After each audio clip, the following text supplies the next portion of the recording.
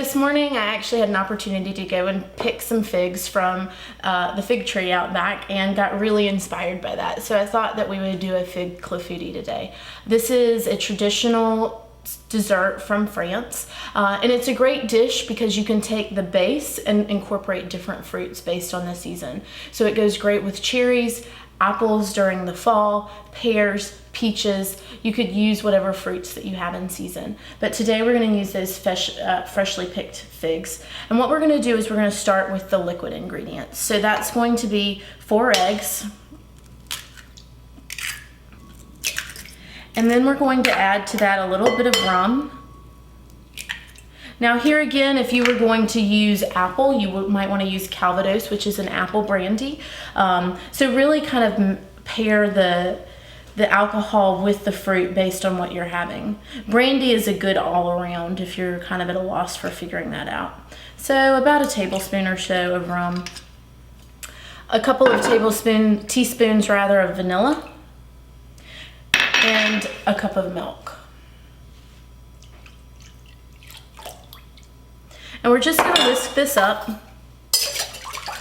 And it's going to be a very liquidy batter, so don't be alarmed by that. Almost the consistency of like a pancake batter. And what you'll see is when this bakes up, it poofs up very nicely, but then you'll see that it falls almost immediately as you take it out of the oven. And that's okay. It goes great with ice cream. It goes great with whipped cream. Also, it's not an overly sweet dessert, so you could also serve it for breakfast as well. So we want to prepare our figs here. And we only want about 1 pound of fruit. So what we're gonna do is we're actually just gonna take them and cut them in half or quarter them based on their size. And we'll just put that right into there. And when you're looking at figs, you want them to have a slight firmness, but very soft to the touch. And you can get a couple of different types of figs out there, but they all work for this. And I love figs because they are so naturally sweet.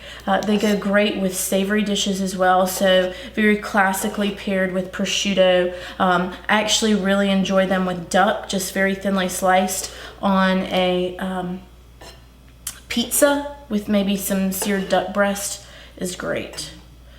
And you always want to, when you're making a batter like this, combine the liquid and the dry ingredients separately. We don't want the consistency to be too tough, so the gluten of the flour is what would make it tough. So the more you work that flour, the tougher that consistency is going to be. And this is going to be almost like a very delicate cake batter.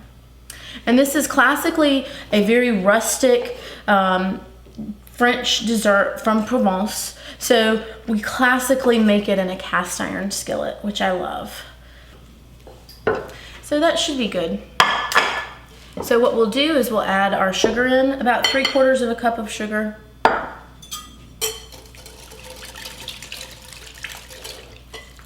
And then a pinch of salt. Always want to add just a little bit of salt to everything. It helps to enhance the flavor of salt.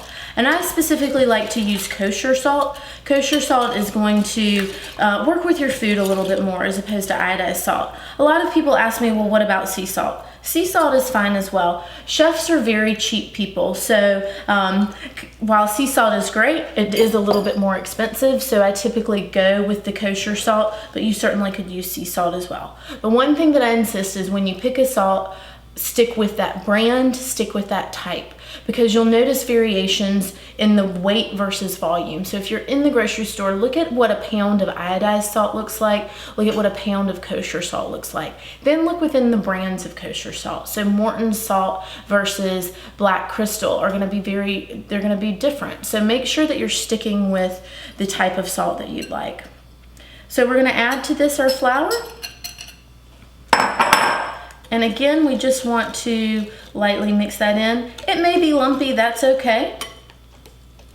And then what we'll do is we're gonna pour that into our cast iron skillet and put that in the oven. Again, 375 for about 10 minutes, and then we will turn it down to 350. And just spread those figs out. And as they bake, they're gonna have wonderful juices that come out. And this will go right into the oven.